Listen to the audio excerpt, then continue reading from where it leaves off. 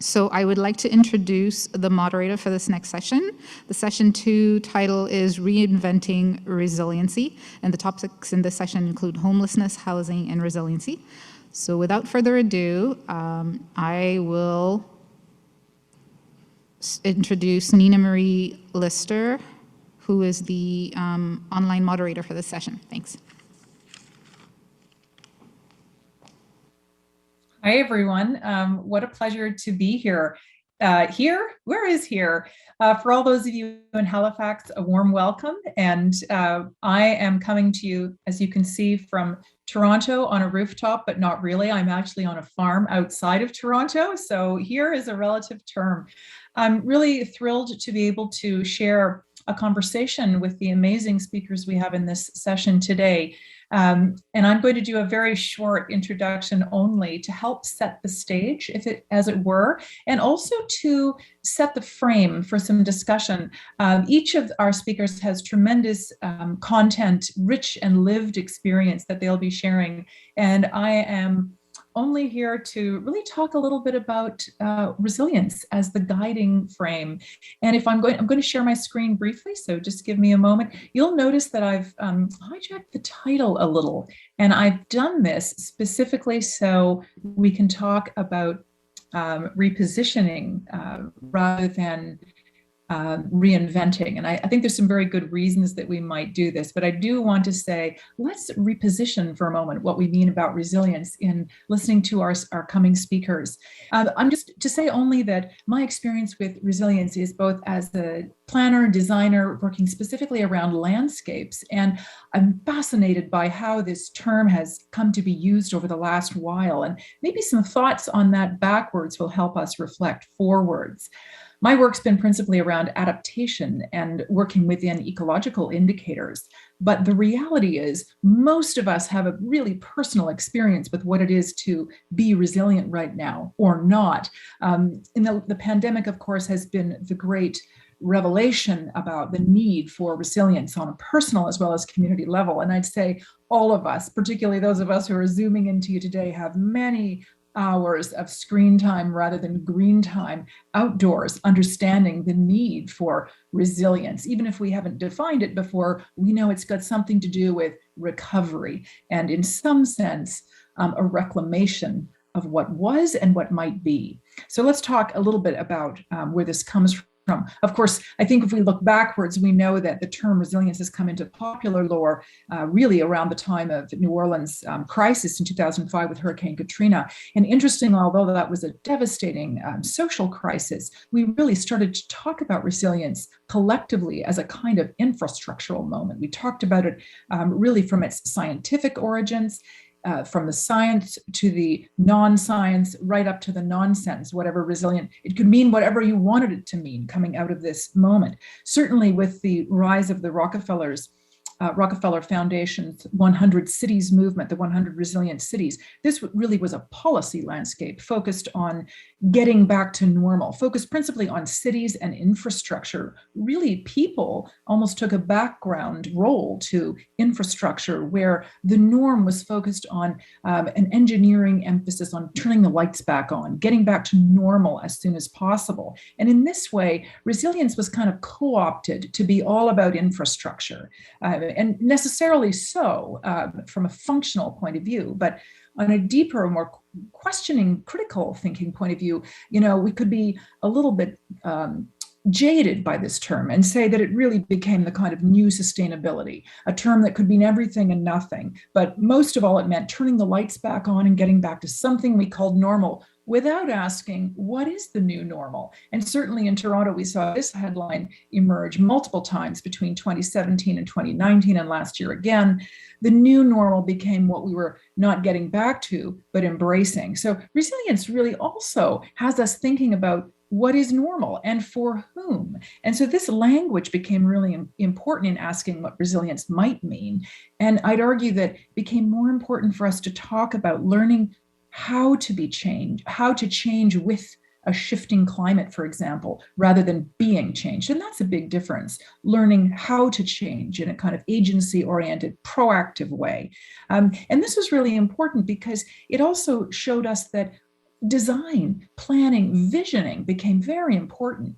Vision for what would be a new normal and how to engage with it with and within our communities. So seizing that opportunity to be with our communities becomes very important in thinking about what resilience might mean. And of course, the pandemic brought this to the fore in a powerful way.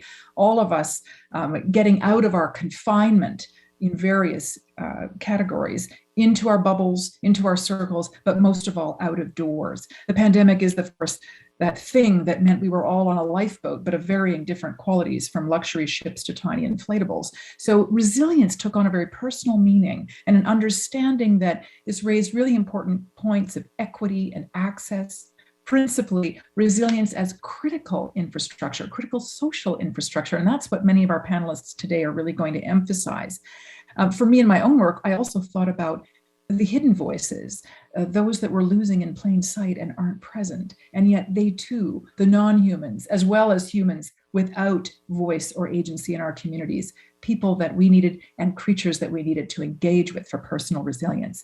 This work is, of course, paramount in parks and the outdoors, but so too in our homes or lack thereof. So an idea in resilience that's emerging right now and in the last year is really this notion of healing, recovery, slowing down, room to grow. Compassionate care, I'd say, is also here for self and for others. And this includes fundamentally sharing and co-creation. We've engaged in many conversations recently about the space for agency, space for power, and space for voice. This also takes us then to an important conversation about resilience, where compassion and co-creation are key to its understanding. It's going to take us beyond surviving. I'm so excited to hear from our panelists coming up. I know that the discussion of resilience here is going to take us well beyond surviving, even past thriving, but in fact to something called flourishing. Flourishing is something that in all our cities is critical, in our communities that are better connected to nature, better connected to one another, and most of all to the world that sustains us. So welcome to our panelists. I'm really excited to deep dive into these conversations about profound meaning in what it takes to be resilient. Al, you're our first up, and over to you in 20 minutes. We look forward to hearing about that. Thank you. Yes, I'm reminded about the 20 minutes. I'm so pleased to be invited to this platform and to this conference. I was asked, what is your title of your speech going to be? And I kicked it around. I was going to say 30 days notice. I was going to say, and I did say, resiliency, homelessness and resiliency, the epitome of hope. Today, we are going to talk about that. We're going to talk about resiliency. I'm so happy that it's the title of, or the theme of this session. Who better than to talk about resiliency than a person with lived experience? That is who I am. I'm going to tell you a little bit about my story. We're going to touch on empathy, and we're going to touch on hope. November 6, 2009, my life changed forever. I was a highly paid $150,000 a year advertising sales executive. I overheard a conversation in May of 2009 that I was going to lose my job. I was not part of the 30-something group of the company, and they decided they were going to let me go. They didn't mention the date of when I was going to get let go, but I circled November 6th on my calendar because that was the last day of my selling cycle. And lo and behold, that was the day I was let go from my job. My job was my life was my job. I had nothing else in my life. I had no balance. I thrived on my work. I loved my work. I had no family to speak of. I had no friends to speak of other than my friends at work. And I was suffering from clinical depression and unmedicated clinical depression as well. I had a lot of things working against me. November 6th came around. I walked out of the building. I thought I'd be able to handle the trauma of it all, but I couldn't. I took a cross-country trip to try to spend my way out of my depression. I spent $30,000 in about 8 weeks. I went to Toronto to see my brother, went to London, to Toronto, to Vancouver. Nothing helped. I was devastated. My life was my job was my life. I had nothing else. I did not know how to cope with life. I came home and landed home on Christmas Day. And of course, worst day of the year because I had nobody to spend it with. No trappings at Christmas in the apartment. Things just got worse for me. I began to have suicidal ideation. And it got worse, and it got worse, and it got worse. I lived a block away from where I had worked for 7 years and made a lot of money. I could not walk down Portage Avenue and look at that building. I had to walk down the back lane across the street. The trauma was gripping, and I became more and more depressed, and I began to get swallowed up in this great, big, huge ball of depression. I thought about what I was going to do with my life. I'd spent nearly $30,000 trying to spend my way out of it, and it didn't help.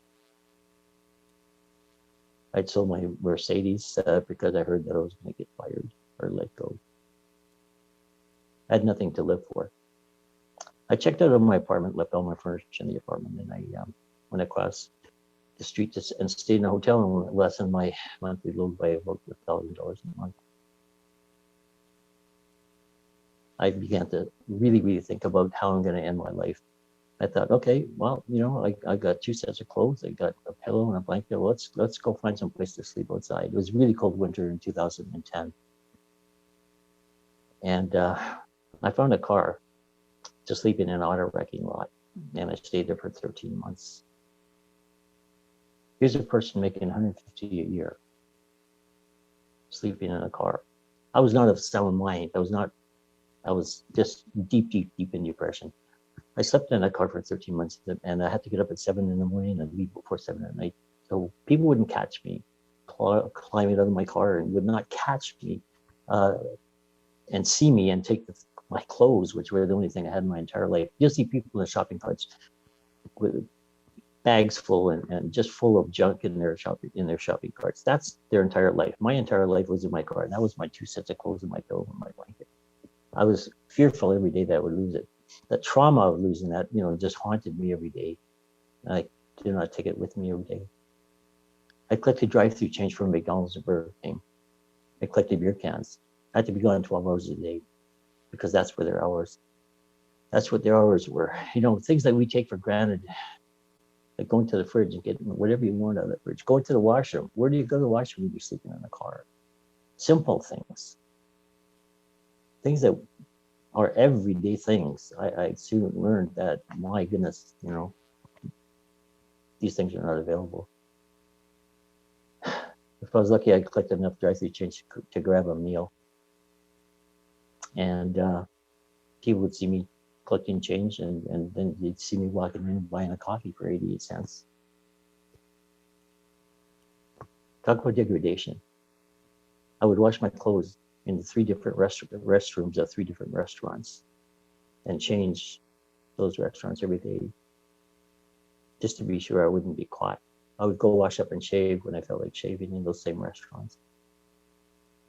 Finally, after 14 months, I became really, really ill. I'm diabetic as well. And I really lost the hope of living. And I lost the hope of ever getting off the street. And when you lose your hope, everything comes apart. There is no future. But I decided to give one hospital a shot. I went 3 times, and 3 times I was rejected because I was a homeless person experiencing homelessness. They didn't understand that I was seriously going through mental health issues. I was seriously depressed. I was seriously in suicidal ideation. They didn't buy it. 3 times. And 50 some odd hours of waiting. They didn't help me. I went back to my car. 17 hours later, I jumped off a bridge to take my life because it was not worth living. I survived the jump. 2 o'clock in the morning. I was hoping for the undertow to take me. Did not take me. Long story short, I ended up going to another hospital. Went to the hospital the next day, and they rejected me as well. I finally got help in a different hospital about 36 hours later. And I saw a doctor, and she said to me, "Al, you've been here, you've been here, you've been here. That it couldn't help you, wouldn't help you, did not want to help you. But today I'm going to help you. You've lost your identity," which was my job. And it's like you've fallen off the edge of the world. You don't know how to help yourself. You don't know where you are, and you don't know who you are. But today, we're going to pull you back in. And she makes a motion like pulling on a rope. And she said, starting today, your life is going to change. It's not going to happen today, not going to happen tomorrow, not going to happen next year, not going to happen in 2 years, but it is going to happen. Your life is going to change for the better. You're going to become better, you're going to become stronger, and you're going to become the person you always wanted to be. I struggle with that one because I have too many faults to ever get to be that person that I always wanted to be. But who says things like that? Who in this world says things like you're going to become the person you always wanted to be? But what that doctor did was she gave me hope. And she sent me to a hospital, and I spent a month in a psych ward in a hospital. Whereas the other doctor sent me home. She sent me to a psych ward.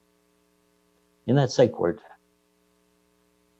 I thought about my life in the future. And I said, one day I'm going to speak to the powers that be at the Winnipeg Regional Health Authority. 4.5 years later, I stood before 147 department heads and the entire hierarchy of the Winnipeg Regional Health Authority and spoke to them on health equity. And I told them that they screwed up. And I said they need to do better for the vulnerable population and the homeless population that come into their emergency room. I've had many opportunities to speak to the government on policy change. I currently work with 3 levels of government. I've gotten to speak to psych health nursing students, the same ones that kick you out of emergency rooms on their last day before they graduate. I'm not saying this for edification. I'm saying that because one person gave me hope and gave me the impetus to carry on and to move forward in my life. My first job was with the At-Home Station Walk program. Talking to people and helping people that I knew from Salvation Army and helping them to stay in their apartments. I hadn't seen them in 2 years, but 2 years later, I'm knocking their doors and I'm saying, by the way, I'm a new intensive case manager. Yeah, sure you are. They didn't believe it. But once we got past the incredulity of it all, we developed a great relationship. It's called lived experience. They knew that I'd been in their shoes. They knew that I'd walked where they had walked. I'd been on the streets. I lived in Salvation Army and put up with all that.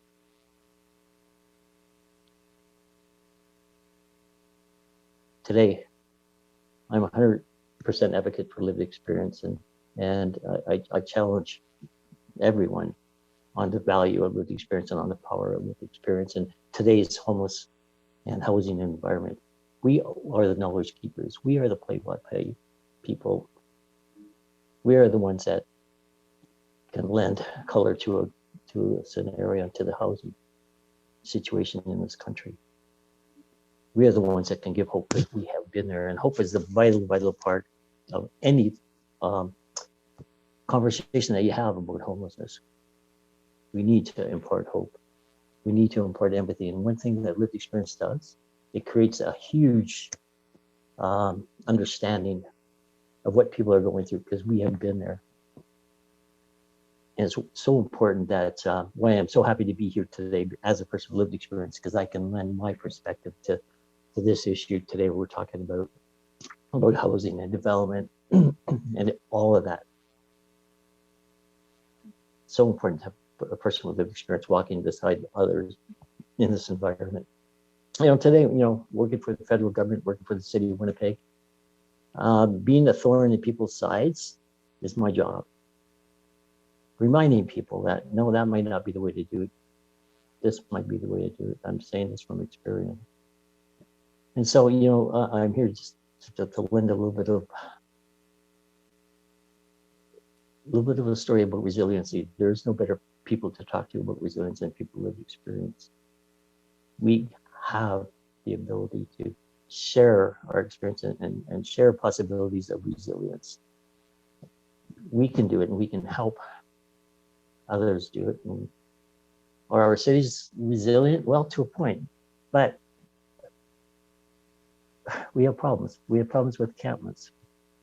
Throughout this country, camps are exploding. I never slept in a camp. I slept in a car. The camps are exploding. in our country, throughout every city. In Winnipeg, we have camps, going through different wards. They're just one day there's nothing there, next day there's 8 camps. This is a problem caused by government policy. Back in 1993, they stopped subsidized housing. Look where we are today.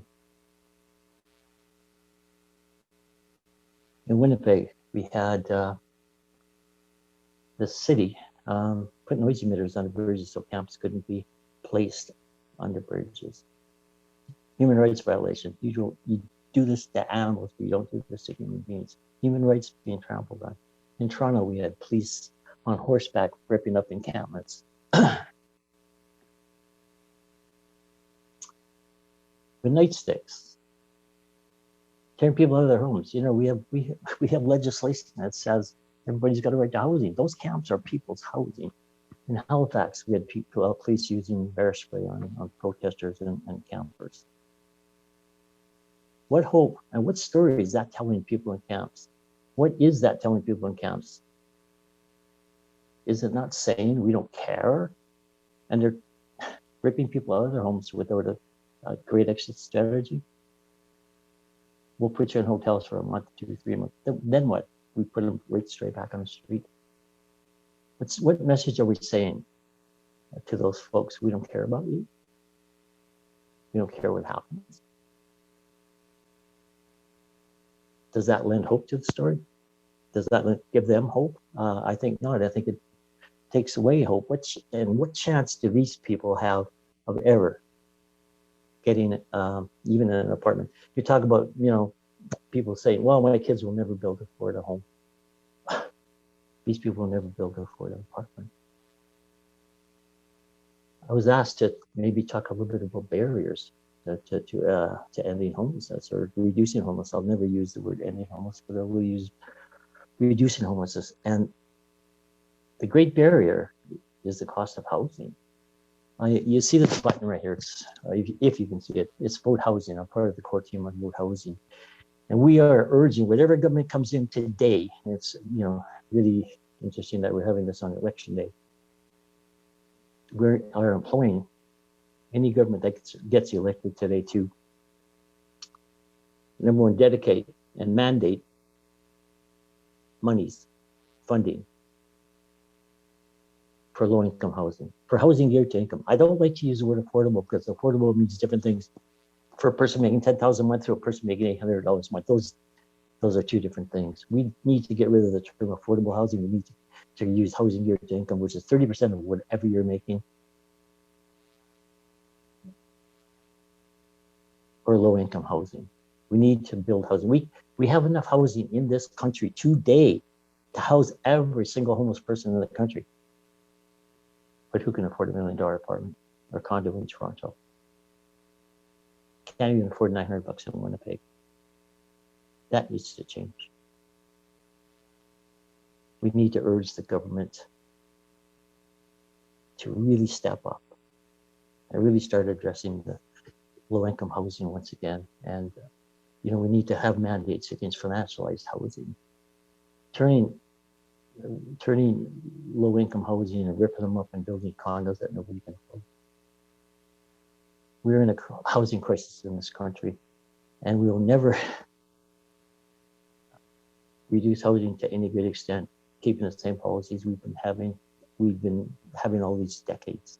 We need to change that. The campers, well, you know what? They have nowhere to go. What's the point of uprooting them? Let's talk about their human rights. Let's talk about their right to housing. It's in the legislation. And let's come to realize the fact that those tents are their domiciles. The BC Supreme Court a number of years ago ruled in favor of campers because they wanted to, the city of Abbotsford wanted to make them uproot their tents every single day, every single morning. And they took them to court, and BC Supreme Court ruled in their favor. They knew that housing was a right. In 2019, we embedded the right to housing in the Constitution. Let's remember that, and let's find ways to enforce that. To be resilient, you have to believe that you can. And to have that belief, you need hope that you can get there. I've been very, very fortunate. I am blessed. I am blessed to be here today. I am blessed to be able to work to change policies throughout the country, through all three levels of government, and to work with people with lived experience who can change things. Adam Vaughan has told me a number of times, the Parliamentary Secretary of Housing has told me a number of times, we will never change things to the extent we want to. We will never have the success we want to without having people with lived experience at the highest tables. I can tell you that we are now at the highest level of table, and the federal government is making it so. If the federal government believes in lived experience and the voice of lived experience, why can't everybody else? We are slowly making changes. But folks, I just want you to know that, you know, our cities resilient, yes, you know, but we have this big, huge blade of homeless folks growing every single day because of the barrier of not being able to afford to put people in housing. I was a case manager. My first job was as a case manager in the at-home swap program, and I saw the effects of homelessness. I saw the physical effects of the mortality rates. We lose 100 people a year in Winnipeg to homelessness. We lose thousands across this country. When is it time to stop? When is it time to stop and change policy and bring in more housing that where we can house the people that are out there that want to be housed? It's too important not to. The mortality rate is too high. I hold a memorial service in Winnipeg every year for folks that have passed away, and the numbers are staggering. Let's change that. Let's be resilient as a country. Let's be resilient in our cities. I don't feel that we can really be that until we get the folks off the street, the ones that want to be housed. Let's do our best. Let's urge our government today to really lend an ear to long-term housing. That's the only way we can ever reduce the problem that we have. Thank you so much. And again, I so much appreciate the CUI for having me on today and talking about you know, resiliency and the life of a person with lived experience and what we can do to help the huge plight that's in our country today. Neil, up to you. Thank you, Al. Very powerful words from you, Al. Neil is our next speaker, and looking forward to having your voice added to this conversation. Over to you.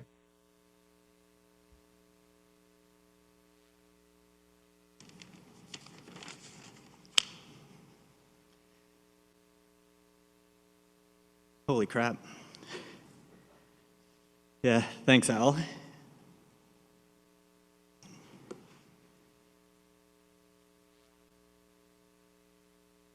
So I guess one thing I share with Al is I had a bit of trouble figuring out what to call my presentation this afternoon. Really, the purpose, the reason I was invited to speak this afternoon, I think, is to give a little bit of the local context around housing and to share some insights that I've gained over the last few years working in this space. My name is Neil Lovitt. I'm a planner. I'm also a consultant working in a real estate consultancy, commercial real estate, which as far as planners go is kind of a somewhat less common practice area. I don't really work with designers. I don't work with engineers, thankfully. But I work with valuation professionals, brokers, market analysts, spatial analysts, demographic experts. And a lot of really interesting work opportunities come out of that. In the last few years, a lot of that has been focused on housing, determining housing need, housing strategies, working kind of across the country. So one data point, which is kind of the world I live in, that I wanted to talk about this afternoon is core housing need. When we do a housing study, we look at maybe several dozen data points, but one of the most important ones is core housing need. In Halifax in 2016, the rate of core housing need was 13.7%. What does that mean? What's core housing need? Well, it's pretty straightforward enough. When you fill out the census, if you are lucky enough to get the long form, you're asked to answer a series of questions on housing indicators. So a household is in core housing need if, on the census, they reported one or more of the following conditions. Living in a home that was too small for the size of the household that occupied it, according to national occupancy standards. Living in a home that required major repairs, as reported by the occupants, including faulty electrical, plumbing, as well as structural repairs necessary to floors, walls, and roofs. And as well, basic affordability of not requiring greater than 30% of a household's pre-tax income to maintain all the basic costs of shelter.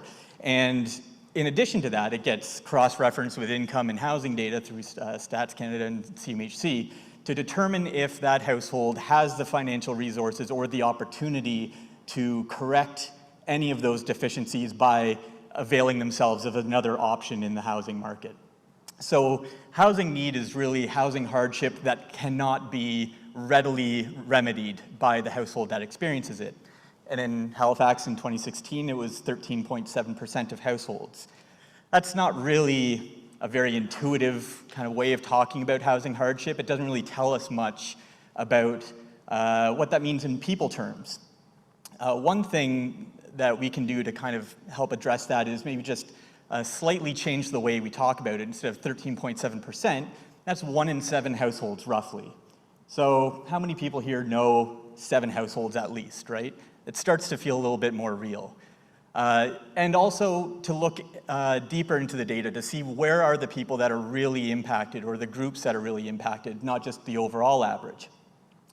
So taking some work that we've done over the last couple of years, Indigenous Led Households are certainly overrepresented compared to the overall average, 1 in 5 Indigenous Led Households, and this is off reserve, not on reserve, where the situation is generally much worse. 1 in 4 recently landed immigrant households, 1 in 3 home renters. Massive proportion of our population throughout all life stages are renters. You know, our home ownership rate peaks at just shy of 70% in your 50s. So at any given time, at least a third of people in any age cohort are renters, and 1 in 3 of them are in core housing need. Lone parent households, especially female-led lone parent households, which are both the majority as well as lower income because of the gender wage gap, significantly impacted by core housing need. And if you start to get even more specific, it gets even more dire. So we start combining different household types and ages. In the Kootenays report, we looked at retired home renters, 50% of them, 1 in 2 in core housing need.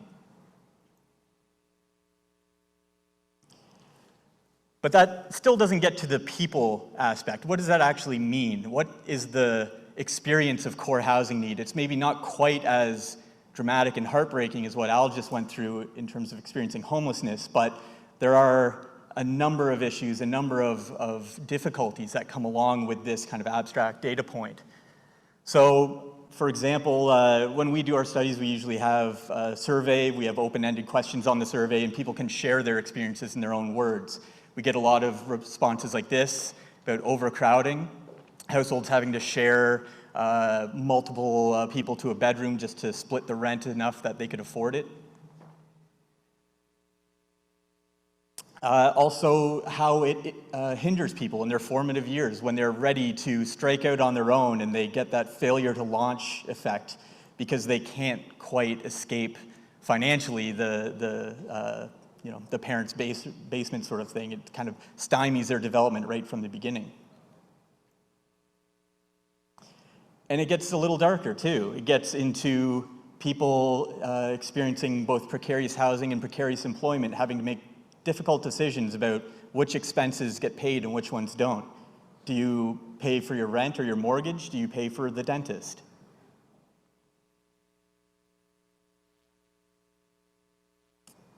Do you pay for your groceries? Do you ration your medication? Do you enjoy the bare minimum of social events and life's simple pleasures? Something I think maybe in previous times would have been easy to kind of wave away. Oh, of course, if you're experiencing housing affordability challenges, you're not going to be going out to restaurants, you're not going to be going out to concerts. That makes sense, that seems reasonable. I think probably through the pandemic and the experience that those of us that don't experience core housing need, that removal of the opportunities to engage socially, to engage in our communities, feels a lot more impactful than maybe we used to assume.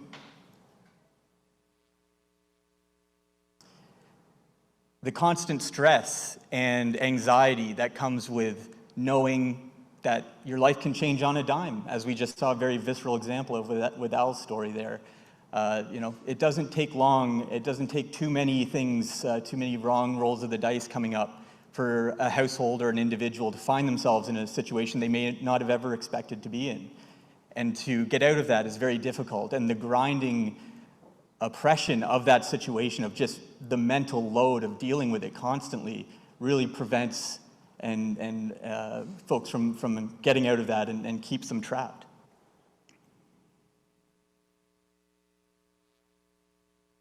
I mentioned lone parent families. That's a great example to talk about sort of the intergenerational impacts of core housing need, or the ripples that it sends out beyond just the immediate household experiencing it.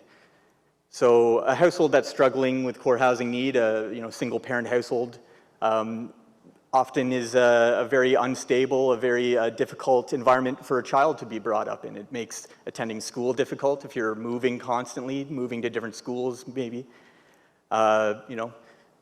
Having enough stress in your home life that it makes it difficult to focus on success in academics and what other hobbies and events that your social peers might be engaging in.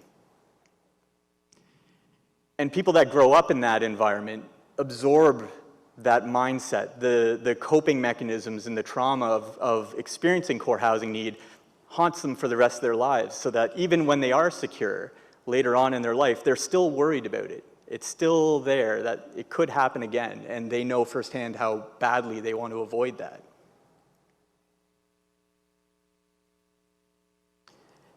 And it can be deadly. Core housing need, housing insecurity keeps people in relationships that are abusive. It keeps them in relationships that end in violence. It forces parents to choose between a homeless life for their children or a life that may be more dangerous for them personally, but is more stable, at least in sharing accommodations with an abusive spouse or partner.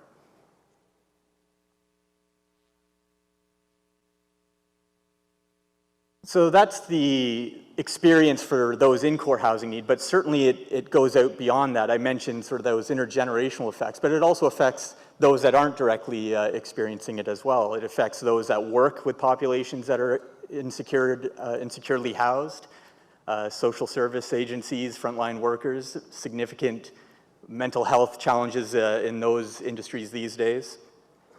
And it also affects us in ways maybe we don't realize. For those of us like myself that are very housing secure, hopefully will be for my entire life, it wasn't really until I started doing this work that the precariousness or the situation related to housing kind of fades into the back of your mind. And as you engage more frequently in it, as I've had the opportunity to, you start to realize actually in your own life where these issues have touched on you. My own family members, extended and immediate family members that have maybe grown up in core housing need in ways that didn't really get talked about in the same way, so I didn't really recognize it, but I recognize the personality traits that come out of that and the coping strategies and the sort of that trauma that leads them to view the world a certain way. Or conversely, folks that really would be in core housing need if it wasn't for their access to things like the limited supply of social housing that we do have in this country, and how much of a burden that removes from me, knowing I don't have to support constantly that family member, knowing that they can live a dignified life and that I don't have to worry about a phone call related to them that's going to deliver bad news out of the blue. So that's what it means in people terms. Let's take a look at some data. Last 30 years, roughly, this is what core housing need has been in HRM. It's not really all that dramatic, kind of fluctuates between around 15%, give or take. And as I said, the most recent data point is 2016. So a little bit more context. Over that time period, median rents in the city have gone up by about 80%. Median home prices, 314%. And so that's just the facts. That's what has happened. One of the problems right now is that our data is getting pretty stale. The 2021 census forms have gone out, but core housing need data is not going to be out for probably another 9 months or so. I can't remember. I haven't got those release dates completely memorized yet. And I'm very worried about what that census is going to say. Here's what's happened since that census came out. Home rents have gone up by 22%, which that curve doesn't look all that dramatic, but the annual rate of growth is essentially double. The reason it doesn't look that dramatic is because I had to adjust the scale for this line. Again, the rate of growth has actually in this case is slightly more than doubled. And so, yeah, house prices have not been working in favor of us. At the same time, over that time period up to 2016, we were building about 1.8 new dwelling units for each new household that we were adding to our community. In the time since 2016, when these lines start going parabolic, we've built 0.67 units per new household, so less than, or about 2/3, less than one each.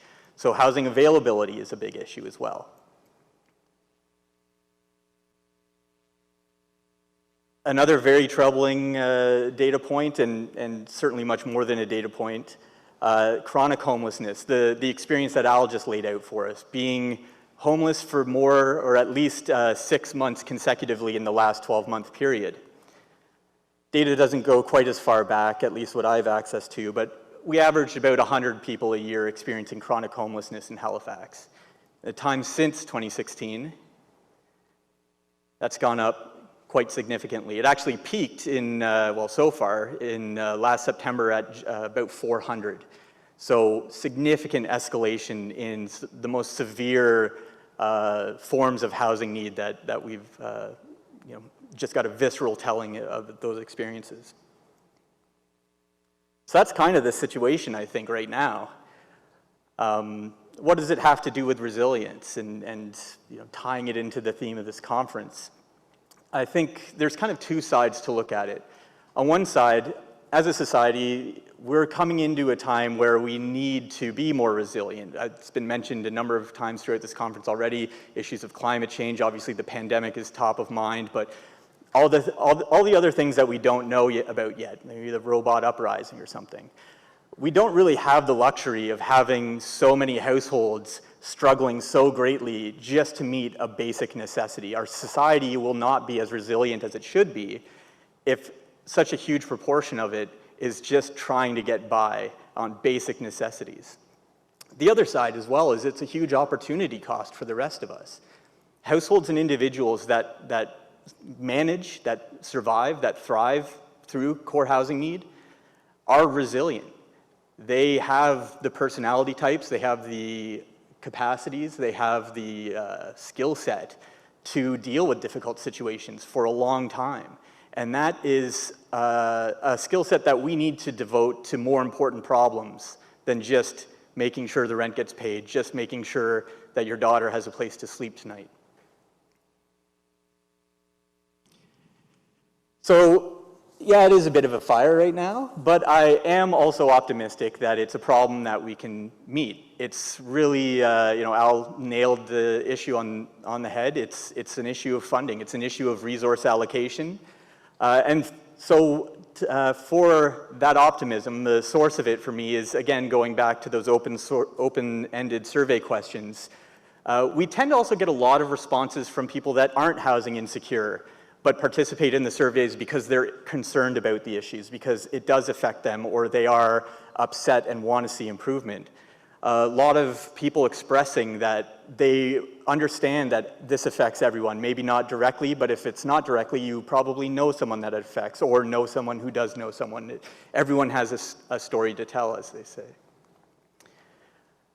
There's also a lot of encouraging recognition of those indirect impacts that actually we stand to gain when other people are provided housing below the market, subsidized, rent geared to income, however you want to define it.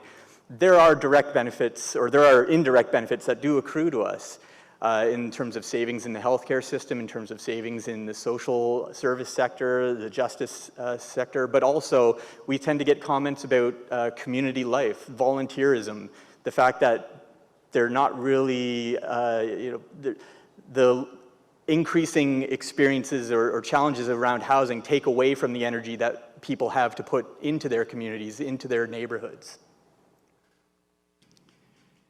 They're worried about the future of their communities, the fact that if there isn't a place for the next generation to put down roots and get themselves established, they're going to go somewhere else.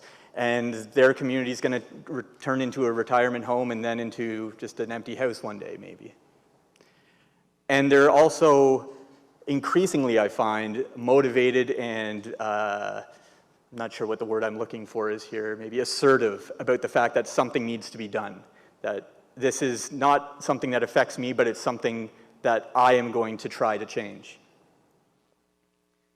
And at the very end of the day, there's also a not insignificant number of people that are starting to recognize that they might not have been in core housing need or at risk of core housing need, and now they are.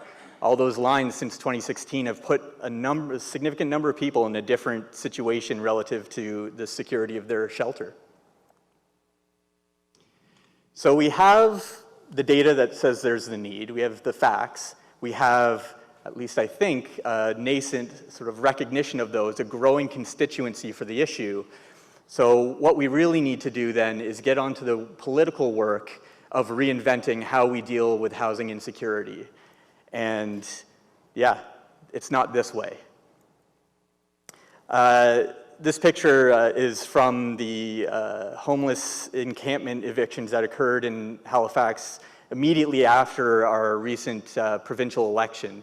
So it really kind of hit a lot of things, like almost just like really too much on the nose. You know, you have new government, the moment that the political calculus changes, now come out the batons and the empathy kind of fades away into enforcement. And so it sort of set the tone, I think, for a lot of people's thinking about how our new government at the provincial level would engage with housing. We went from a Liberal government to a majority progressive Conservative government. They did have the least to say about housing in their platforms, and they also have a political power base that's mostly in rural and small communities, not necessarily in large urban centers in Nova Scotia. And so there is a lot of consternation that this is not going to be a priority for the government. I am not as pessimistic. I am optimistic about that for a few reasons, and with apologies to the folks joining us from not Nova Scotia, not Halifax, I'm going to focus a little bit just on the local context here. The Progressive Conservatives have said they are going to support the recommendations of the Affordable Housing Commission that was struck by the outgoing government. There's in that document the seeds, I think, of some very, very important moves that can significantly change the way that we deal with housing in this province. And so I'm very happy to see that that is still on the docket, all of those recommendations. As far as the constituency aspect goes, it's also not a large urban center problem. If we look at the number of households in core housing need across Nova Scotia and look at the size of community that they're in, Nova Scotia, by the way, doesn't have any medium-sized communities. It's just Halifax and then every other town and then rural areas, basically. But Halifax has actually more than 50% of the provincial population. They have less than 50% of the households in core housing need. So it's actually a fairly broad issue across communities. And so that political power base is not as big of a headwind as I think others are assuming. And the one thing that was most surprising in the platform that the PCs put out was by far the most ambitious revenue tools to be suggested related to housing, essentially. And it was really kind of astonishing to see that from a Conservative government, that between a new property tax levied on non-resident owners, as well as an additional tax on deed transfers for transactions involving non-resident owners, they were forecasting a revenue stream of about $150 million a year. That goes a long way to solving a lot of these housing problems. It doesn't go all the way, but it goes a long way. And also, more importantly, it was the first kind of indication that I saw at any government level, really, of tackling or talking about funding related to housing in a broader sense than just how do we get developers to pay for it, how do we get home buyers to pay for it, how do we get some kind of niche policy tool to fiddle around at the margins and find a way to get our free lunch. This is a broad social issue. It has broad social implications. It should be addressed and funded broadly with all of the revenue tools of our society. And this is the closest I've seen to any discussion, at least in Atlantic Canada, getting that way. The challenge is we need to convince them to actually spend that money on housing. At the moment in the platform, it just kind of went to sort of make the bottom line of the entire election platform a bit more palatable, I guess. So that's our challenge politically, is to find a way to get that money that's levied on housing, essentially, back into supporting housing for Nova Scotians in core housing need. And it's a challenge worth fighting for. It's a modest ask, and it's a baseline requirement in our communities to have households not struggle to meet the bare minimum of a home for their children, a community that they can engage in, and a system that works for them. Thank you.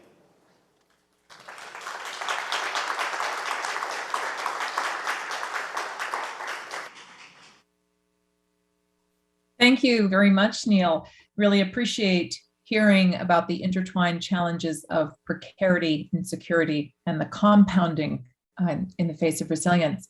Our next speaker is Abigail. Over to you.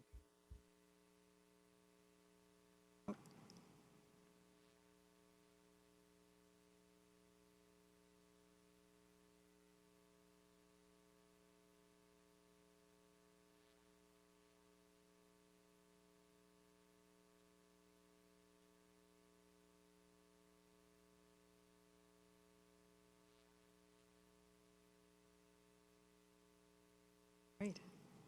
Well, good afternoon, everybody.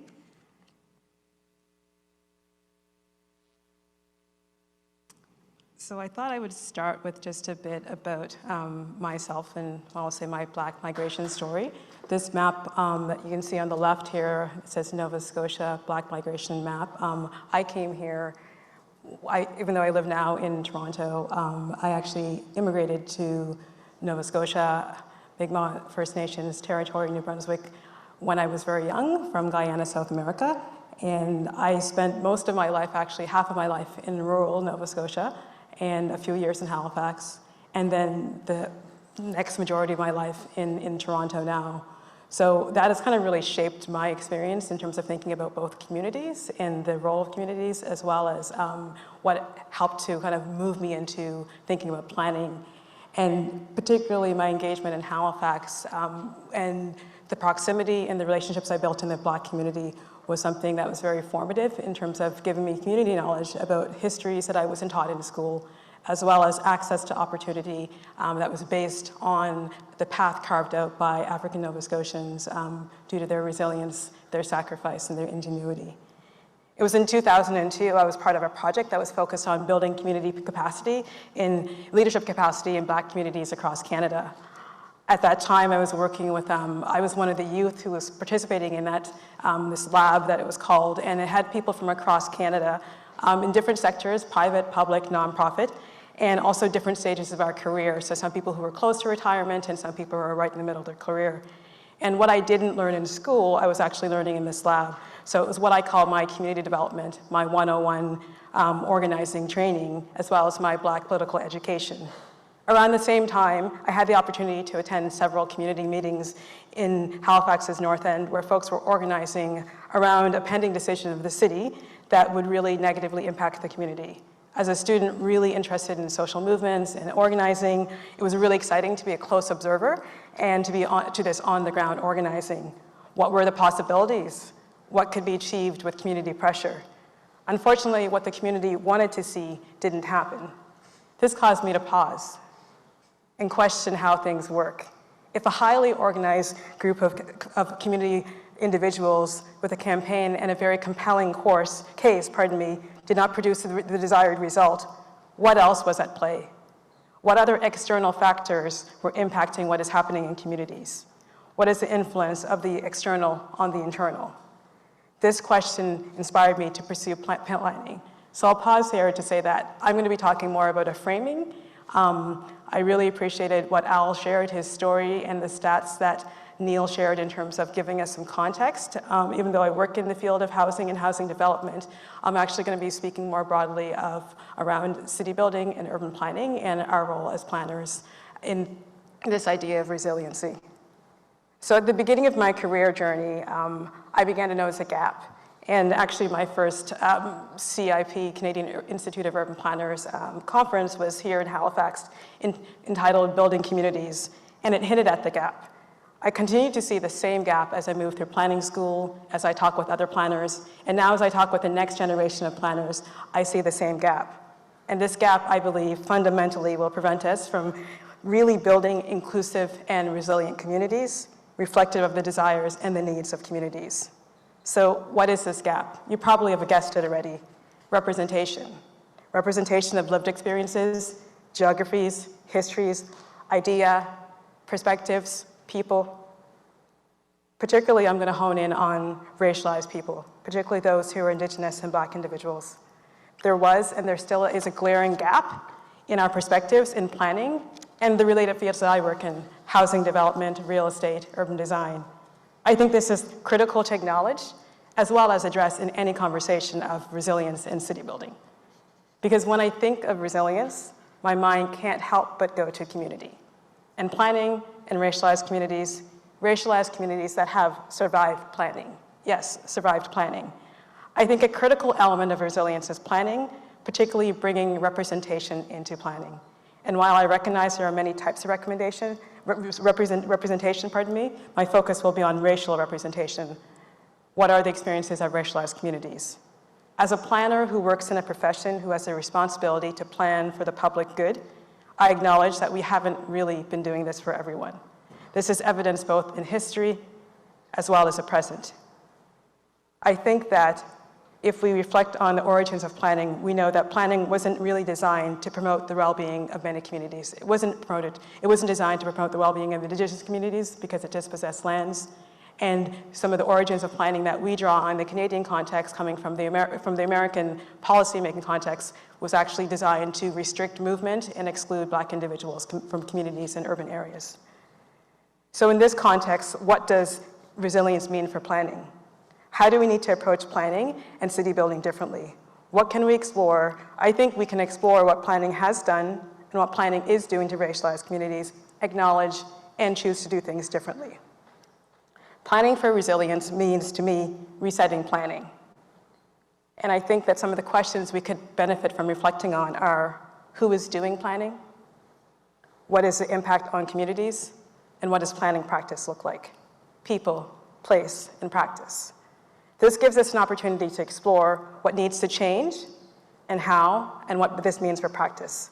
Who is at the center and who is not, but pushed to the margins, and with what impact? Last year, we were confronted with the reality that COVID-19 had differential impacts on racialized communities. This article headlines you can see here from the Toronto Star talks about the impact of COVID on dividing Toronto economically as well as racially. Articles like these talked about the reasons behind the concentration of COVID in particular neighborhoods that were largely racialized and lower income. However, this wasn't a new discussion. It reminded us of conversations about the challenges racialized neighborhoods face with housing, lack of access to amenities and services, and poor transit. And also the work of scholars such as Dr. Ingrid Waldron, who has highlighted environmental racism by mapping the placement of toxins and environmental hazards next to Mi'kmaq and African Nova Scotian communities. In all of these discussions, the common factor was race and place. Where there was a concentration of racialized populations, they experienced more negative impacts compared to non-racialized, predominantly white neighborhoods. But how did we get here? As planners, my profession touches on all aspects of community. Much of the repeat negative impact on racialized communities is due to planning practice. We as planners are complicit with the state of racialized communities. In addition to talking about the state of communities and neighborhoods, it's also important to highlight the work, who is doing the work, and who is leading this work. So who are the people? Who is doing the planning?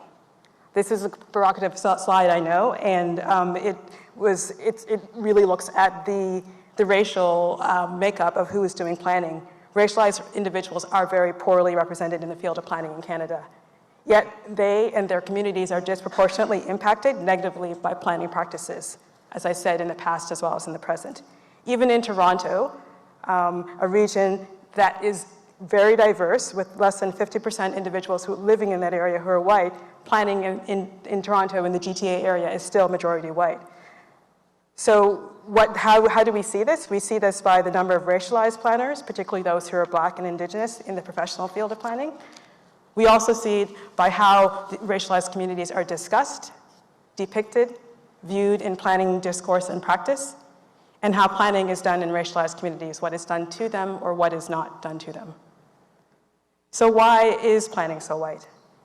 In 2019, I was privileged to work with a group of students at U of T, graduate planning students, to survey racialized planning students and planning professionals to understand their experiences in the profession.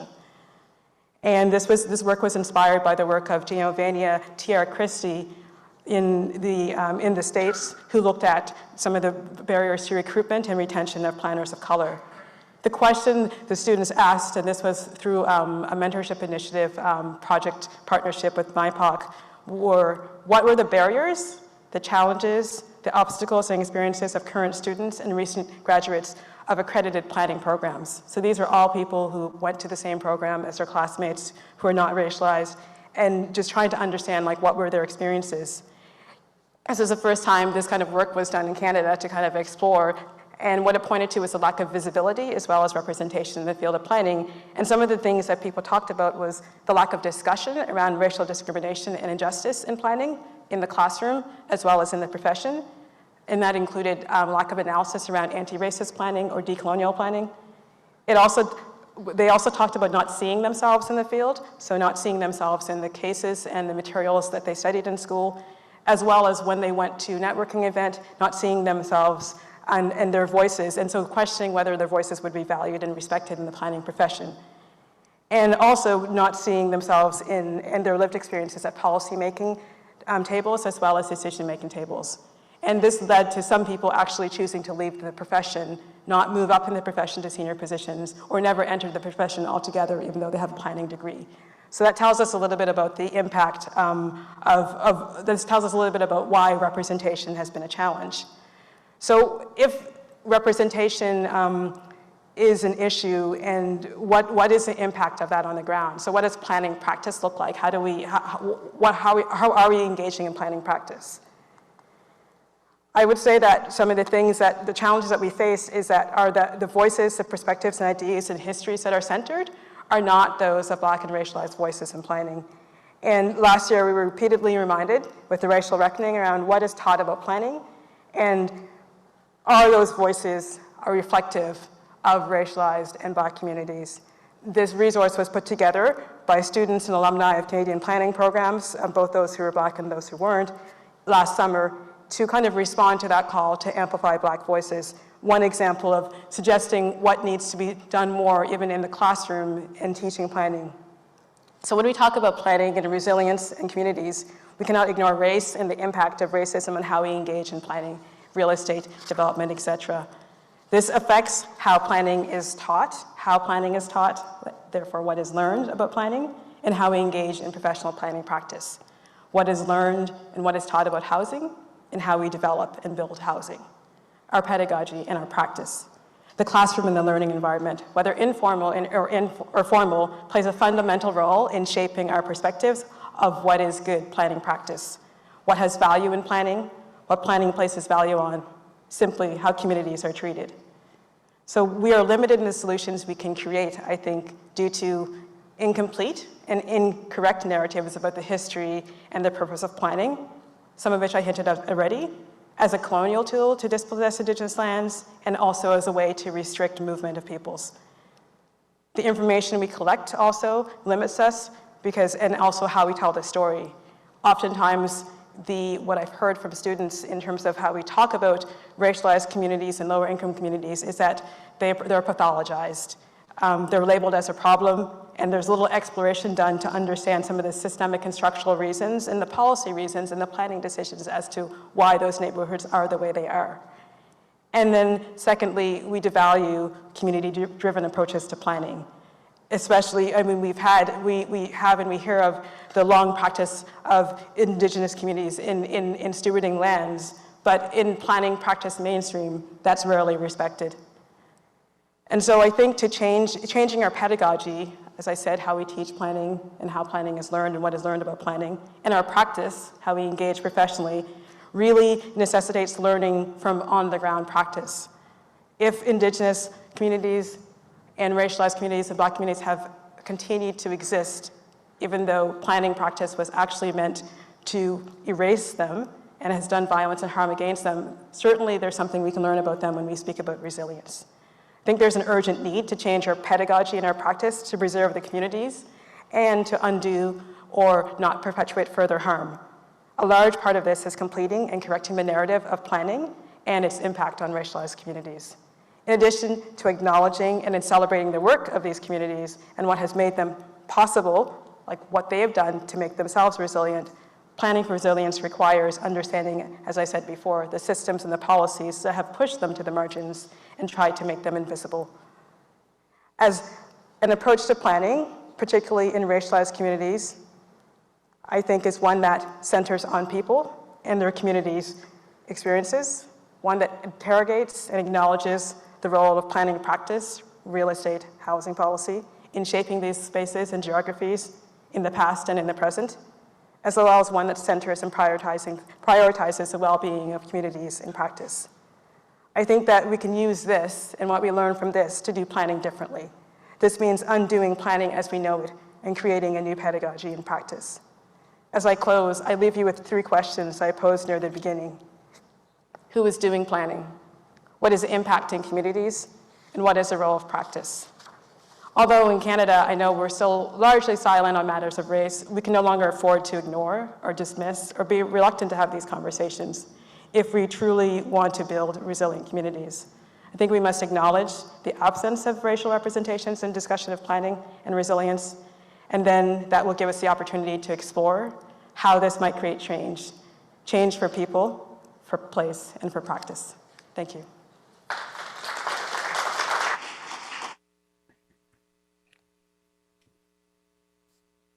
Thank you, Abigail. It's a really excellent reminder that we do need diversity in every aspect, and particularly so what we learn is what we perpetuate.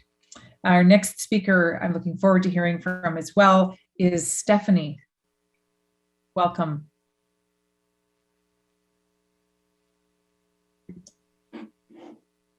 Good morning, everyone. I'm going to share my screen and look forward to talking with you all today. It's a shame I couldn't be there with you in person, but I'm really thrilled to be speaking with you. I'm speaking today from Vancouver. I am on the unceded, ancestral, and stolen lands of the Musqueam, Squamish, and Tsleil-Waututh people. And I really do want to ground myself in this discussion in the context of working in solidarity with Indigenous peoples for whom the colonial project has resulted in a lot of the negative impacts we're talking today around homelessness, poverty, and marginalization. So as we sit on the eve of a potential political change and we are looking at and thinking about compounding crises in our cities, from the poison drug supply to homelessness to a lack of affordable housing to the COVID pandemic to the ravages of climate change that we've experienced here in British Columbia. I thought it was really important today when I spoke to you all to think about what, and I think we've been hearing that theme, what is resiliency? What does it mean to be resilient? Who is going to be resilient and what is important about resiliency, especially when we think about how the status quo is not serving so many people. And I'm really grateful for all of the folks that spoke before me, the contextualizing and the grounding, particularly of your comments and your experiences, Al. I know that's not easy to pull up your emotional, spiritual pain for the benefit of others, but it's past time we listen. It's been too long, and folks like Al shouldn't have to always bring up this kind of pain for those of us who are working in positions of power to make changes and to respond. So I'll talk a little bit about some of the work that I'm doing both with BC Housing and with the Hogan's Alley Society that kind of center around this theme today. So first, I just want to think about, this kind of graph I thought was really kind of cool when I was preparing for this presentation. And I thank you, Nina, for bringing up flourishing. Flourishing is not on this graph, but neither is death. We know that there's a range of experiences that people are experiencing in our city and cities, and that really human resilience is born of necessity. It's a requirement arising from our systems either causing, reinforcing, or ignoring the trauma that's occurring to the people and the planet. According to the author of the article that I took this image from, they present that surviving simply means to continue to live or exist. When uncertain and unexpected events happen, we respond in a way that enables us to keep existing. Our quality of life, however, has been diminished because we're unable to adapt to the unexpected events that we're facing. So that's survival. Resilience offers our ability to cope with uncertainty by bouncing back. In psychology, resilience is defined as an individual's ability to adapt to life changes.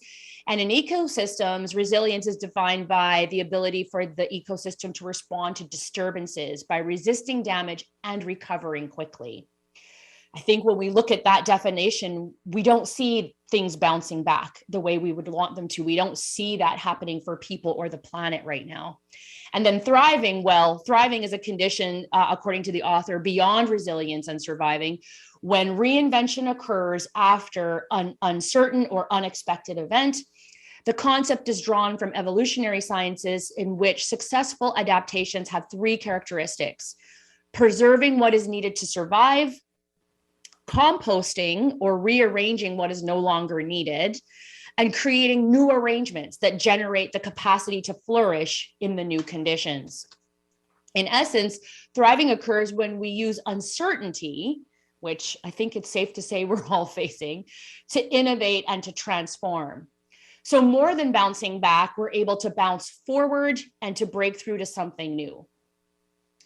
Now, as we've all heard today, the distribution curve of who is thriving, resilient, or surviving, or even perishing, falls predictably along indigeneity, class, gender, race, disability, and other demographics. And this is due wholly to the fact that in Canada, we have yet to address the deep and lasting inequities that were foundational to the settler colonial institutions that built this nation. The belief in scarcity that accompanied those who established the colonies on Turtle Island is continuing to impact our lives today. The idea that there's slices of a pie that is being divvied up, instead of the knowing that on our planet we have a pie factory and there's no limit to what we can share and enjoy. So I'm arguing today that what is necessary to reinvent, as we think about our theme, our cities, towards a society where everyone thrives, well, I don't think any of us have all the answers, but if those of us who are interested in cities without crime, in cities without homelessness or premature death, and cities where the benefits are accumulated from the contribution of all of its members, ensuring that everyone is bringing their best, their expertise to overcome the failure, I would argue, of imagination that has pushed so many to the margins, and how this puts us on the brink of certain extinction. I think if we're interested in that, that is the things we're focused on, and those are the things that are going to unite us in our work together. Because I think there's one thing that I'm certain of at this point in history, and as I look at my own life, the life of my ancestors, and the lives of the folks around us who are struggling, is that if we don't come together in community to address the challenges we face, the divisions we are seeing now will grow and threaten our very existence as a species. I think it's time we really come to terms and agree that that's what we're facing. Now, here in British Columbia, I'll talk a little bit more about homelessness, and that's something that's coming up. This graph, of course, is not in any way telling us the stories. We just see numbers, we see data. The last time we did a provincial homeless count in British Columbia fully was in 2018, and we identified that over 7,600 people were identified as experiencing homelessness, and of those, 37% of them were unsheltered. The work that we had done in 2018 and 2019 in our province did create over 17,000 indoor spaces. So there were 11,000 people housed. There were over 3,700 rent supplements. And then we also see the creation of shelter spaces in that number. Now, so this is even before COVID. And what we see is that year after year here in province, even though we're putting the kinds of investments we are, the number of people experiencing homelessness or being driven into homelessness has grown. The complexities are increasing. And as Al said, encampments weren't necessarily a thing when he was experiencing homelessness. We see that encampments are rising in communities across the province, and the headlines from Halifax and Toronto have been quite disheartening. COVID has made life even more difficult for people at risk or experiencing homelessness because they are no longer able to benefit from couch surfing in some of the places that they were finding shelter. Folks are now losing incomes, losing the housing that they might have had that was precarious, and that even the sheltering options might not have been able to meet the health guidelines that we were seeing come up through the pandemic. And so as people are struggling with all of these things, as well as a poison drug supply that people use to treat their pain and trauma, we've seen a real compounding of the issue of homelessness in our province and across our nation. So here in BC, we had homeless encampments as well that we responded to during the pandemic. And even before the pandemic, there's a particular park in Vancouver called Oppenheimer Park that is in the downtown east side. It's located in one of the lowest income communities in this country, and where one of the few green spaces that people have to use in that community has been a site of homeless encampments over and over for many years. And in 2019, we moved quite a few folks indoors from that encampment. But this woman on your screen that you see here, this is Chrissy Brett.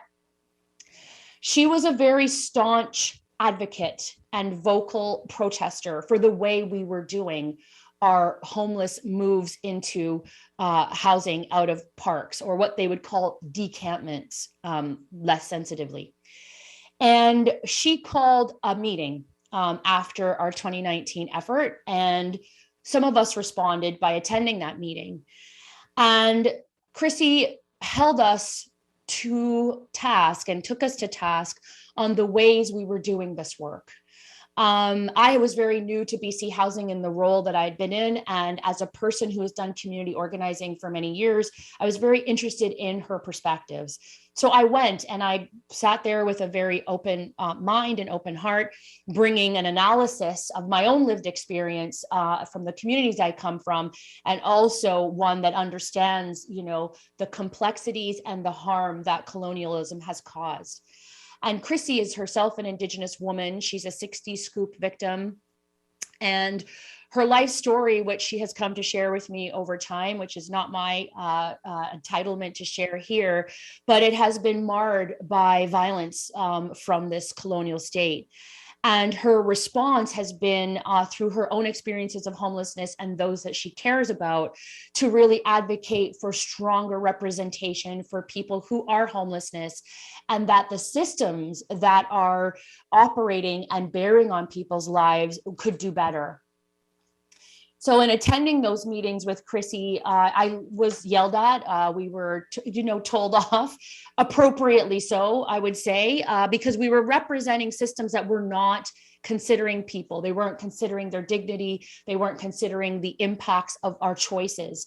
Their voices were not at the table. We were doing things for them, but not with them, and not supporting them to do it themselves. And so as the pandemic complexities, drove more people into homelessness, we found that Oppenheimer Park once again became populated with a tent city. It wasn't the only place in the province, but this is where I did most of my work locally. And Oppenheimer Park, of course, is on the unceded territories of the Coast Salish people that I mentioned. And it's also a historical part of the community where a significant Japanese population used to live before the government of the day forced their moves into internment camps in the 1940s. So we've got a situation here where there's a complexity of social, political, cultural history of oppression, history of exclusion. And the other things that are impacting the folks that were there is that there's extremely high levels of toxic drug supply impacting people's ability to care for their pain, people facing and struggling mental illness, people excluded from the formal economy and therefore going into economic survival mode, doing things such as theft, doing things such as sex work, doing things such as selling and dealing in this poison drug supply.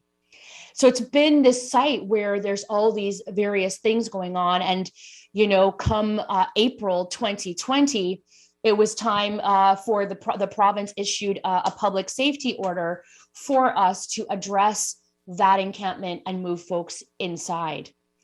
And so our goals, after having spoken and met with Chrissy and other people who were experiencing homeless in that park from September of 2019 through to April, we developed a plan that included the voices that we had heard. We included a plan and we built a plan based on the feedback we had been given. And that plan was predicated on a few fundamental things.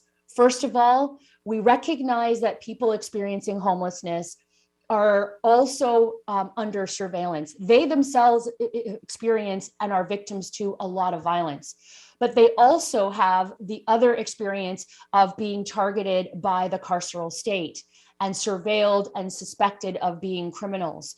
So what we heard was, if you want us to go inside and accept housing, we can't do it by traumatizing people. You can't do it by putting people through more trauma. So in the early stages, when we were working with our partners, it was very important that we worked with the Vancouver Police Department on not being present for this housing effort. We knew that the Vancouver Police Department had a role, and we knew that they had this was a public safety order that was being implemented, and so it required us to work with them in understanding. Listen, we don't want people to feel at risk. And the officers we were dealing with were like, we don't want our officers to be at risk. There was a shared kind of purpose there. And so through that work, we were able to maintain the police at a distance from the work that was going to be done by outreach workers. And those outreach workers that I'm referring to are the people that taught me about how to do this work with compassion, even though urgency was a part of it. And so we branded it our compassionate urgency kind of process of working with folks. So by about April, when this public safety order came into place, there was about 300 people experiencing homelessness in and around this park.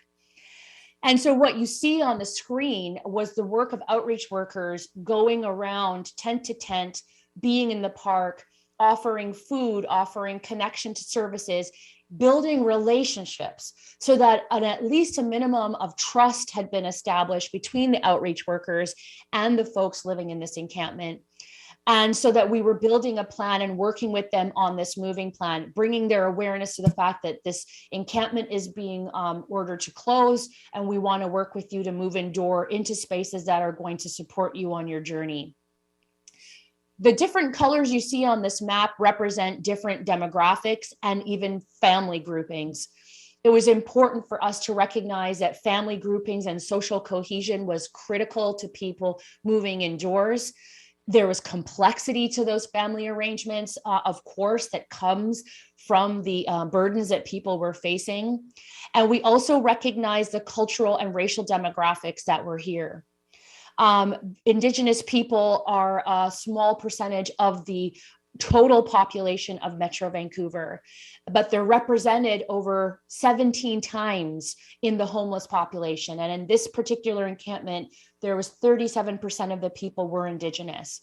Again, it's a straight line from the colonial cultural genocide of Indigenous people to their experiences of homelessness in this country. And to talk about that without mentioning that, I think, is a failure for those of us who are addressing homelessness without doing that.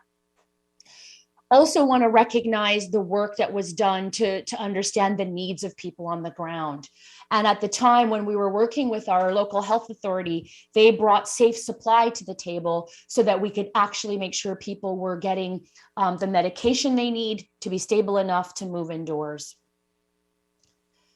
Our work also made sure that we were communicating with the people. So every day you'll see on your screen a few things. Number one, we had a sign that said, this is the process about how we're moving folks in. BC Housing had already been acquiring bulk leases of hotels because we had seen the COVID impacts, and we wanted to move people out of homeless shelters and into more spacious settings to prevent the spread of COVID. And so we had done that work to accumulate and to bring hotels online. We also grounded each day's move with Indigenous First Nations of the local First Nations ceremony.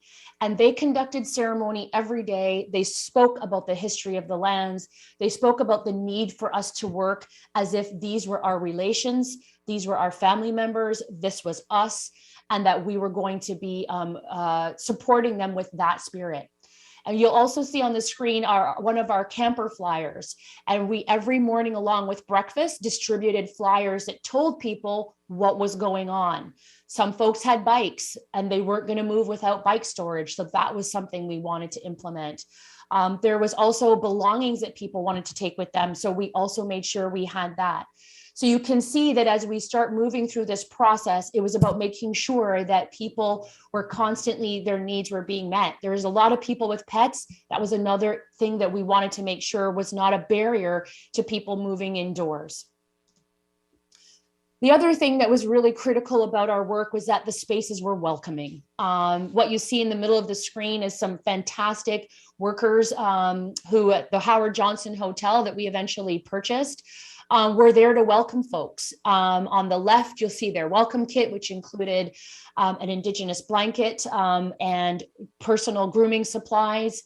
And you'll also see on that screen the blanketing ceremony that the First Nations actually recognized our outreach folks, camp leadership, and those of us in leadership responsibility for the work we did, working from compassionate urgency. Once people got indoors, it was about making sure they then were followed and connected to necessary health supports. We have much more work to do, and I'm really pleased to see our partners in Vancouver Coastal Health bolstering their resources to provide more support and in-reach to people once they move indoors. And it was also important for us to give people an option. So even when we were making housing offers, we talked about various options for them to move indoors. So that's a little bit about what BC Housing has been doing on our work moving people indoors. We've set a standard now that we are not giving up on. We want to continue to maintain the type of work we did, which was centering the voices of the people who are homeless. And we are also building out our muscle, as you could say, as an organization, to make sure that we're responding to inequities both within our organization and without. And when you think about resiliency and what we want people to thrive, but we don't necessarily want the status quo to.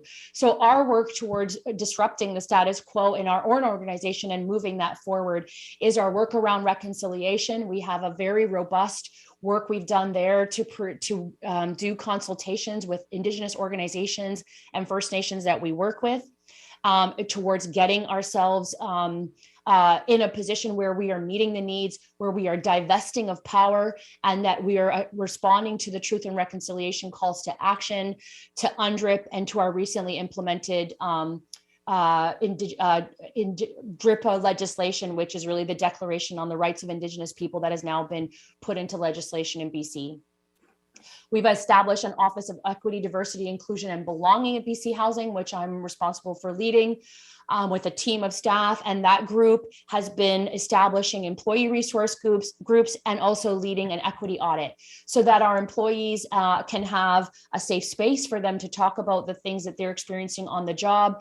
And the equity audit is going to allow us to have a baseline so that we can understand how we're doing when it comes to equitable standards of practice, both in the HR realm, but also in our service delivery. And then we've also been doing executive team development and employee education so that we are moving people to the front of the class on these topics, armed with the information and the analysis, removing the aversion sometimes that some folks may feel to those topics so that folks are in a position to lead as we move forward. I'm also really pleased, and didn't have a lot in my presentation about this today, but to be on the founding board of the Hogan's Alley Society. Much like Halifax, Vancouver had a Black neighborhood, Black people living in a place that they were congregated in due to the history of racist planning that Abigail brought forward for us. But that community was also destroyed, excuse me, there's some people outside. That community was also destroyed by urban renewal and by the systemic racism that permeates our society. And so our work has been to regain and reaffirm place for Black people in this region as the highway structures that were built over the community are going to be removed. And it's through advocacy, pressure, and a groundswell of support, excuse me, that we are moving that forward. And we have a long way to go, excuse me, but our goal, excuse me, is to ensure that the capacity of racialized and marginalized communities are built so that we can participate in community building along with everyone else. And then, of course, we've got the climate emergency here in BC. And what we have experienced this summer has been absolutely tragic. Over 500 people died in our province in less than a week. The town of Lytton was burnt to the ground. And we have been doing the work at BC Housing to prepare for the climate emergency, but I think it has kicked us into high gear. We have established an extreme heat and wildfire smoke emergency operations center. We have galvanized our staff in looking at short-term, midterm, and long-range responses to climate. In the short term, it was things like providing air conditioning and other types of support for people in the immediate cooling spaces. In the medium term, it's looking at our projects in the pipeline so that we can build climate resiliency into those buildings and retrofits. And then in the long term, it's going to be upgrading our building guidelines so that we are ensuring that the inhabitants of buildings are comfortable, that they have adequate access to green space, and that people will not die again when we see this temperature continue into the near future. I'm just going to finish up on one slide. These are pictures of my mother. And I'm sharing that for a reason. My mother just recently came to live with us in January 2019. When she moved in with us, she couldn't walk around the city block. This is a woman who came to Canada in 1962. She was a domestic worker. She's contributed to building this country, yet has not had the same benefits and ability to thrive like many have.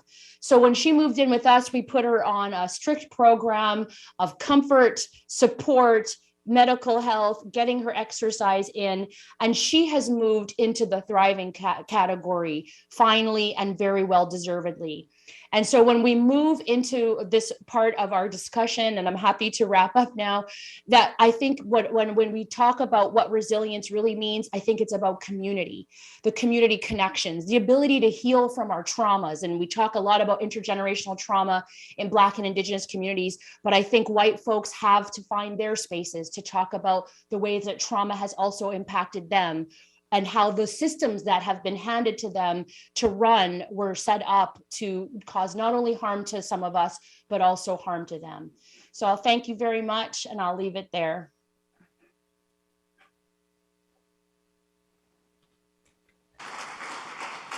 Wow, fantastic. I appreciate hearing the rounds of applause. I just have a few quick words, first of thanks to each of our incredible speakers, Al, Neil, Abigail, and Stephanie. Just an incredible depth of experience, lived experience, shared perspective. I want to thank, first of all of you for bringing forward in multiple ways that reinforce the interconnections between compassion, care, urgency, challenge, and integration of these ideas to deal with the complex problems of resiliency and moving beyond it, as we've all touched on. The deep power of lived experience held by individuals, knowledge keepers, Al spoke about, as those who share direct experience on which to draw, frequently left out of policy, practice, and place making, place shaping. Lots of discussion of new tools and models that not only depart from those that created harm, but that integrate across these ways of knowing and ways of being. On a very practical level too, we understand that diversity is from which experience and learning happens. The decision-making we have in this context has been incredibly brittle, homogenous, one-dimensional, and can't possibly help us out of the combined social ecological complexity we've heard about, particularly around housing as a gateway to discussion about resilience. We know that we don't just need more voices, but different types of voices that speak from experience with different types of knowledge.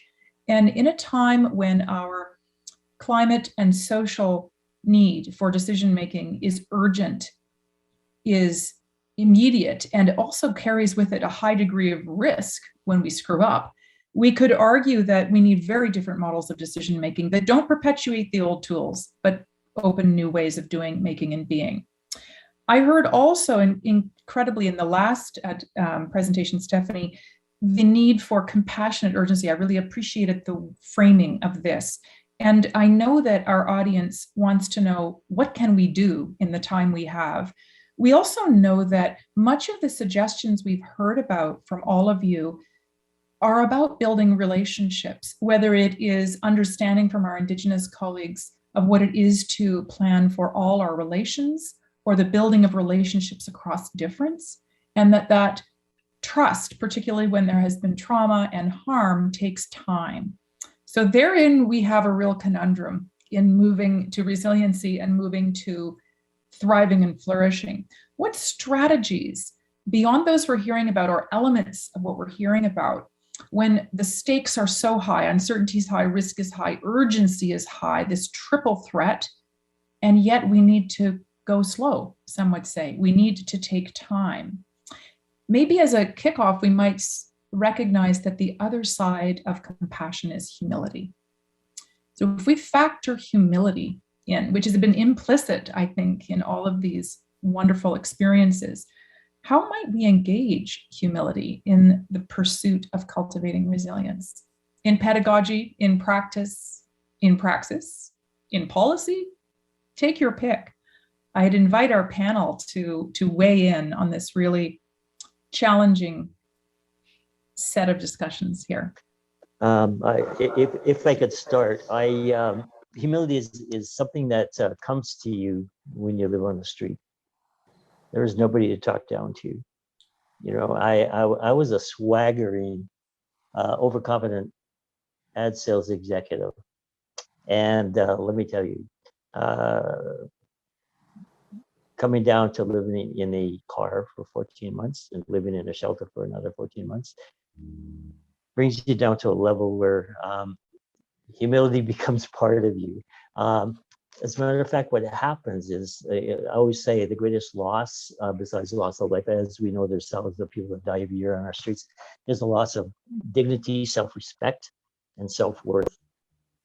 And that takes years to gather back and bring together to make a person a whole person once again. But along with that comes humility.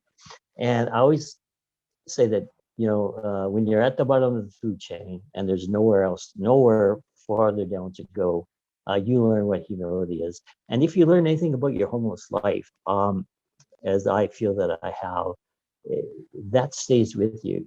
And I never use the word proud anymore, because it's just something that I can't carry with me anymore. I can't carry pride. I use the term happy, but it's really important that we all work with a level of humility, because the folks that we are working for, they need to see that in us. They do not need to see people with a level of arrogance. And I see people that have escaped homelessness who carry arrogance with them, and they have learned nothing from their time on the street. I always feel that it's very, very difficult to work with people that have arrogance once they've experienced homelessness. So, but because of the people that we're working for, we're trying to house the vulnerable in the population. We're trying to house and bring forward folks who are in camps and our Indigenous brothers and sisters who in Winnipeg are 75% of our homeless population. We need to talk and be and reach them where they are at, and we can't carry arrogance with us. We need to carry that humility with us in whatever role we do play. And I am very fortunate to have, spent time on the street and have that humility that I carry with me today. Certainly using the word fortunate to describe your lived experience when many would use a different word, I think is a powerful demonstration of humility. Can I ask another panelist to weigh in on this thought? Yeah, I'm happy to. Thanks for that kind of context. It was something we talked about a little bit, I think, when we were preparing too, was about,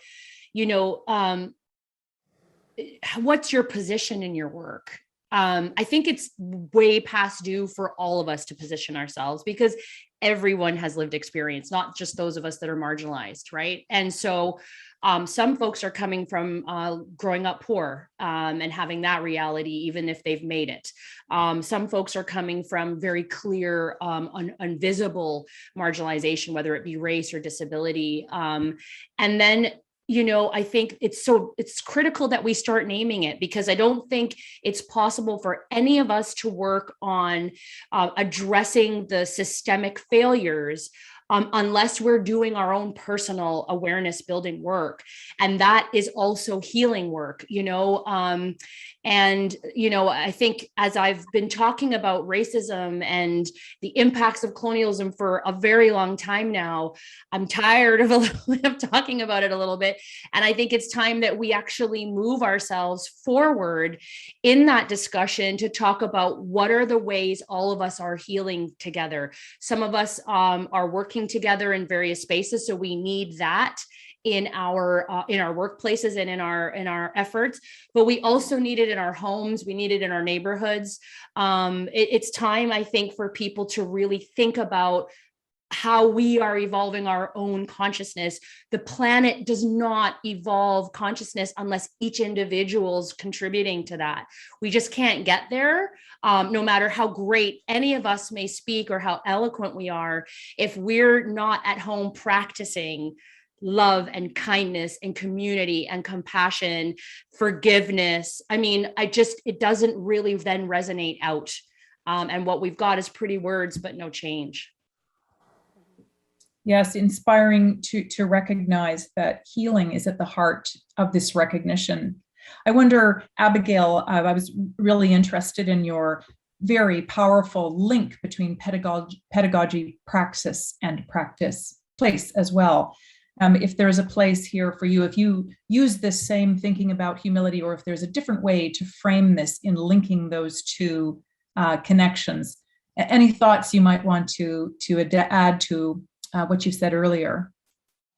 Yeah, I think in addition to the conversation of healing and the role of healing that Stephanie speaks about is also learning. And I think in all of those spaces, it's important. So I know in terms of my own position, I worked for about 10 years at Toronto Community Housing, which is social housing. I've never lived in social housing. So in that time, what was really important for me was to actually figure out how do I move away from perhaps, let's say, academic and book knowledge to actually understanding and trying to learn of people's experiences. So that was sort of one way. I think there's ways in which that is happening right now that through, I mentioned MyPOC, which is a mentorship initiative that's looking to really try to, I guess, provide support and career direction and navigation to racialized emergent planners. And in that's a learning conversation too, because not all our mentors are racialized. And so we recognize that there's opportunity there for also two-way learning and to just kind of create that space to understand what it is that I know or I don't know, what I have experienced, what I haven't experienced, and then how do we share that? Because in the end, we're still building and working towards building communities and cities together. And so how do we ourselves figure out our own learning journey on that? And so been really important, and trying to create spaces to allow that mutual learning to happen. And it's not always easy, and it's not, and we don't always come up with the answer. It's very messy, but it's really essential, I think, to challenge ourselves to kind of figure out where we each individually have to grow, but then also collectively, again, thinking in the community context of planning, where as a profession we need to go and grow too. Yeah, really a creative tension between the individual and the community, and in fact, resisting a siloed approach to lived experience that appreciate the emphasis that our shared learning means across difference, which is messy, a lot of friction in that thinking and doing. Neil, I was compelled by the statistics you provided and the description, the kind of deep description and analysis of the intertwined complexities around the unhoused, precarity of income, insecurity of the family, the compounding of these problems. And I know there's a questioner in our audience who asked the ever practical question, what are the top 3 things we can do right now in Halifax? And I might shift the question slightly, taking a tiny bit of privilege here, that this is perhaps a question about priorities in a time of urgency, in a time of limited resources.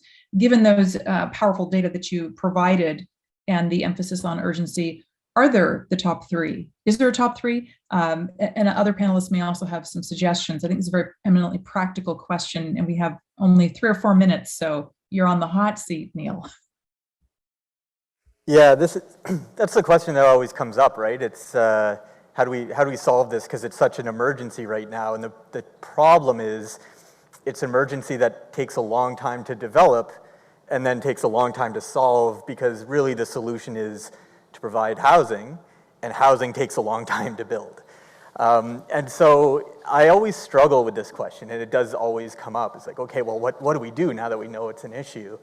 I don't know if I'll be able to think of 3 things, but the reality is, in the short term, the best we can kind of do with the housing stock that we have is to find strategies based on reallocation. So what already exists that isn't being used or is underutilized or that could be repurposed for a different use. So, buying hotels and repurposing those, buying vacant or leasing or temporarily occupying vacant commercial spaces and repurposing those types of things, buying housing that is for sale in the market and repositioning that as a non-market housing inventory, a contribution to that. That's kind of the fast-acting, but still towards a permanent solution type of action that we can take. The other thing I would want to emphasize is that it's a political problem, right? The solutions are known. They're not really that complicated. It's about the will to reprioritize that above other uses that we have for our social wealth, essentially. And so quite often, and especially in Halifax, I've found that the discussion around housing insecurity and homelessness, who are we developing for, the new luxury high-rises versus the affordable units, and how affordable are they really, they kind of get fought on the wrong battlefields, right? They get fought at the public hearings for a specific project. They get fought on the Twitter accounts of our local councillors, and there needs to be a more strategic political kind of organization to make sure that, at least in Nova Scotia, a lot of the responsibility for this rests at the provincial level with the province.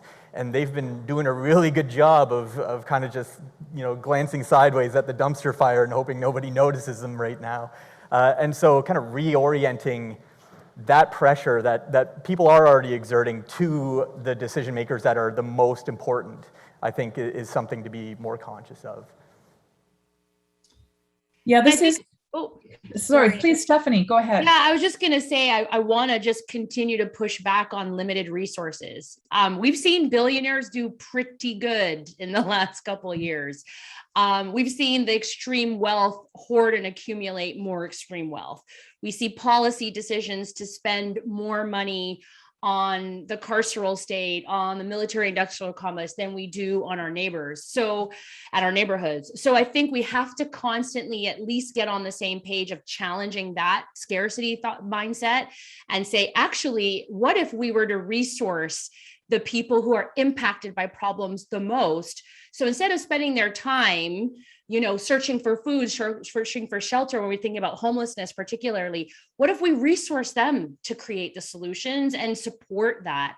I just think it's a reimagination of the structure we have. Let's take it apart and then reassemble something that's a little bit more functional, because I think if we continue to think that we don't have enough resources, we'll never get out of the gate. Yeah.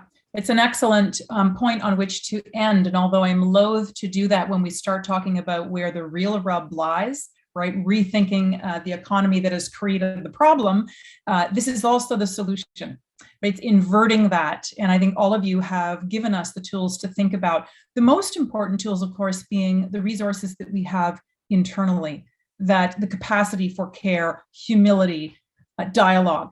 This has been the beginning of that, and certainly not my area of expertise, and I've been so privileged to learn from the deep experiences shared today.